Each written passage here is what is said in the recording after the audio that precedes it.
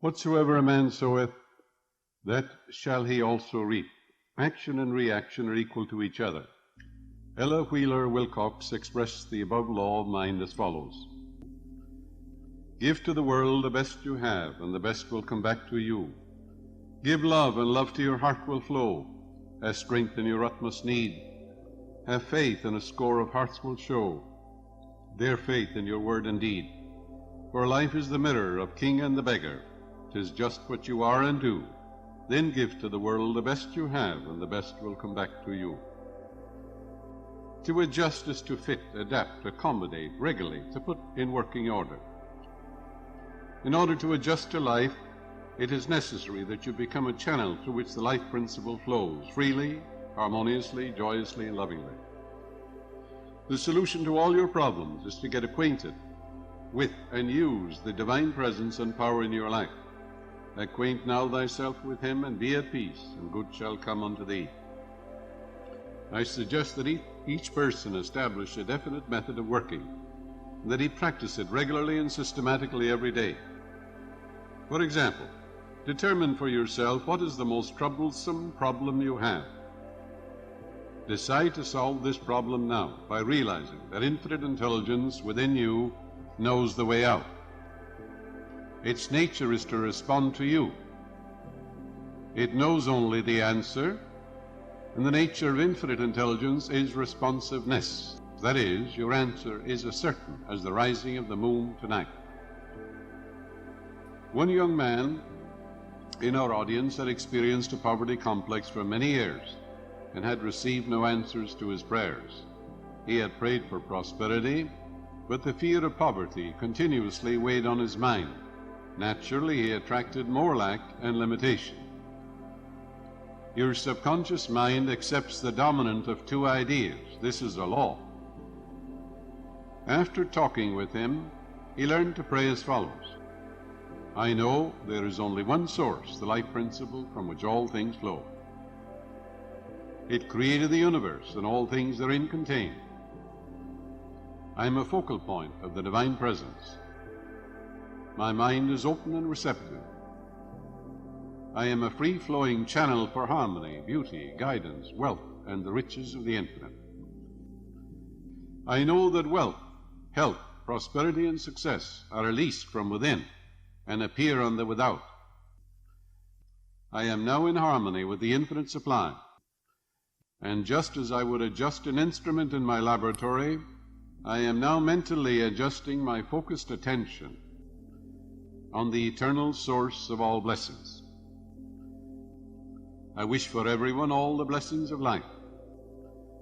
I am open and receptive to God's riches, spiritual, mental, and material, and they flow to me in avalanches of abundance.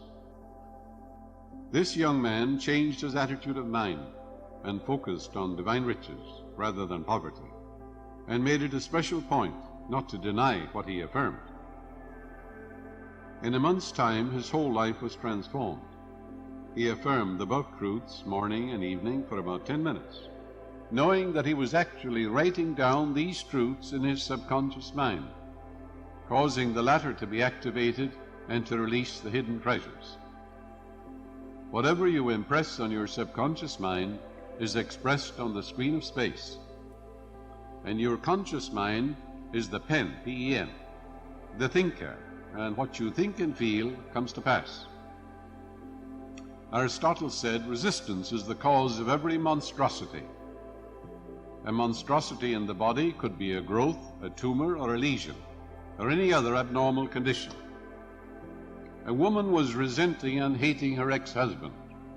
In addition, her physician told her she had developed a serious lesion. She was resisting the free flow of the life principle, which flows as harmony, beauty, joy, and love. In other words, the life more abundant. She was blocking the infinite healing presence. She finally realized what she was doing and came to a clear-cut decision to pray as follows: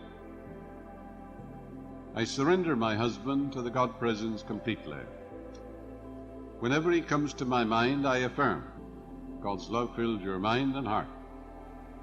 Then she adjusted her mind to the infinite healing presence and claimed frequently, "The infinite healing presence which created me from a cell knows all the processes and functions of my body.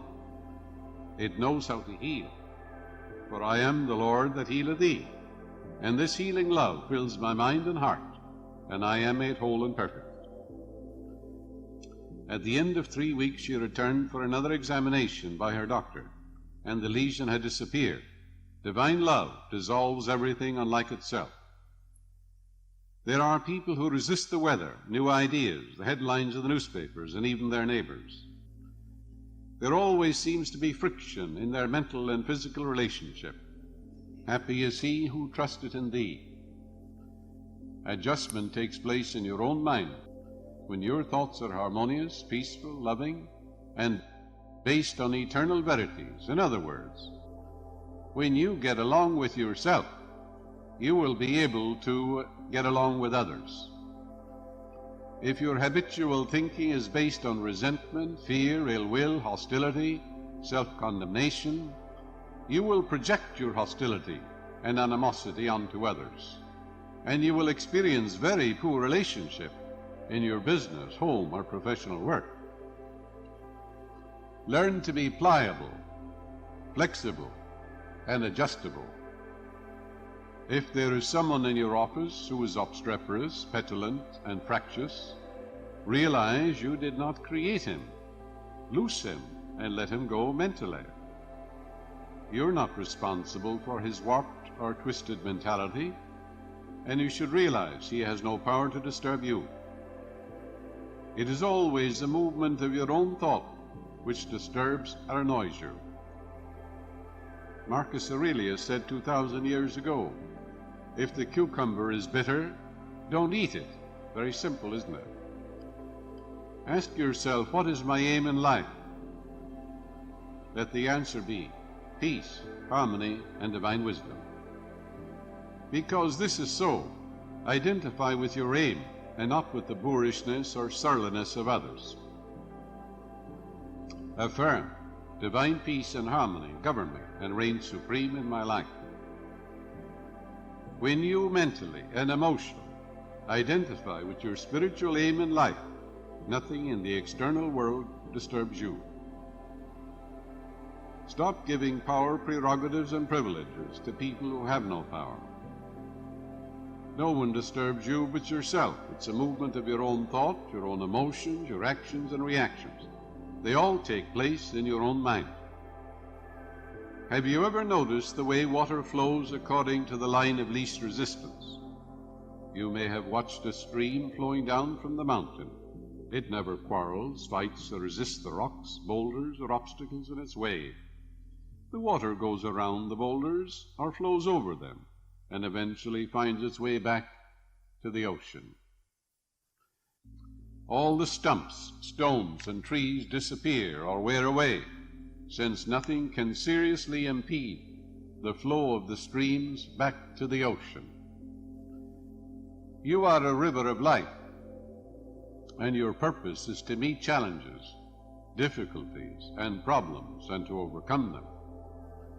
Not be mentally fighting or quarreling with them, but by meeting them head on, while realizing the joy is in overcoming. Say to yourself, the problem is here, but infinite intelligence within me is here also. It knows only the answer. This problem is divinely outmatched. I will grapple with this problem courageously, and through the wisdom and the power of the infinite, I will overcome. With this attitude, you will become victorious, and you will move onward and upward. An engineer whom I know has a wonderful technique for meeting what he calls so-called insuperable obstacles. His constant prayer is, the streams of life, power, wisdom, intelligence, joy, and peace flow through me like a golden river, revealing to me everything I need to know and giving me the strength to complete all assignments in divine order. He has made his adjustment with the life principle, and he has completed every assignment in divine order. Do not try to manipulate or change other people. Permit them to have their political or religious beliefs, their peculiarities, eccentricities, and abnormalities. Judge not, and where you have no judgment, you experience no suffering. Where there is no opinion, there is no suffering, Where there is no judgment, there is no pain. Establish the right relationship to the life principle by realizing the life principle is always seeking to express itself through you as the life more abundant. If you are angry, hateful, resentful, or are engaging in self-condemnation or self-criticism, your foot is on the hose, and the waters of life do not flow through you. These negative emotions get snarled up in your subconscious mind and have negative outlets, such as mental and physical disorders. Become an open channel for the divine presence. Realize you're a focal point of the divine life, and like an electric bulb, you are here to let your light so shine before men that they see your good works, thereby glorifying and revealing your faith in the infinite intelligence and infinite power and infinite life principle within you. A lonely person has shut out friends from his life. He is not in tune with the infinite, and usually is nursing some psychic trauma, saying to himself, I have been hurt before. I will not get friendly with people, lest I get hurt again. All this is foolishness. Every person is an epitome of the divine, and when you exalt the divinity in the midst of you and salute the divinity in others, you will automatically radiate friendship, love, and goodwill to all people, and you will never lack for friends. You must be a friend to have a friend. Do you think the others in your office should change and make the adjustment? There is no one to change but yourself. When you change, your world magically melts in the image and likeness of your contemplation. If married, you and your spouse should adjust to each other's peculiarities and idiosyncrasies, overlooking each other's shortcomings, but focusing on and exalting the qualities which endear you one to the other. If you are in tune with the infinite and full of goodwill to all, there will be no friction or excess tension, and you will have no bodily disturbances. A young woman was resisting life by complaining, I am leading a humdrum existence. I am lonesome, frustrated, and I have no friends. I lead a drab, weary existence. She learned that her thought is creative, and that by thinking along these lines, she was compounding her misery, because whatever we give attention to, the subconscious magnifies. After learning something of the laws of life, she reversed her mental attitude and began to affirm frequently and habitually, I am happy, joyous, and free. I am loving, kind, harmonious, and peaceful. I sing the song of praise and joy in the Lord, which is my strength. For the Lord is that lordly power within me, my mind, my spirit, which created me, the invisible part of me. She realized that whatever she attaches to I am, she becomes, which is an age-old Hindu truth. Whatever you attach to I am, you become. You can say, I'm poor, I'm deaf, I'm no good, I'm a flop, I'm a failure. You'll become all these things. On the other hand, you can say, I'm illumined, I'm inspired, I'm successful, I'm happy, joyous, and free. Feel it, believe it. She made a habit of affirming the above wonderful truths. Her whole life was changed from her former so-called drab existence to fullness of life, including marriage to a young dentist, a new home, plus a new perspective and a new insight into the wonders of that infinite life principle within her. Let us have a meditation now. Know that the light dispels darkness, so does the love of the good overcome all evil. Love and hate cannot dwell together. Love casts out fear.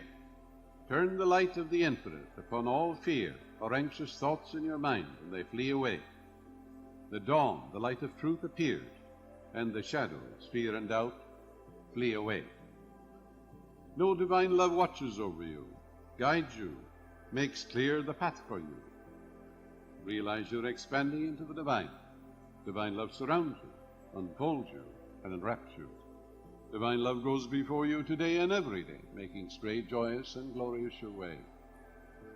There is a miraculous healing power within you, which made you. This infinite healing presence is flowing through you now, vitalizing, energizing, cleansing, purifying your whole being, so that your whole body dances to the rhythm of the eternal God.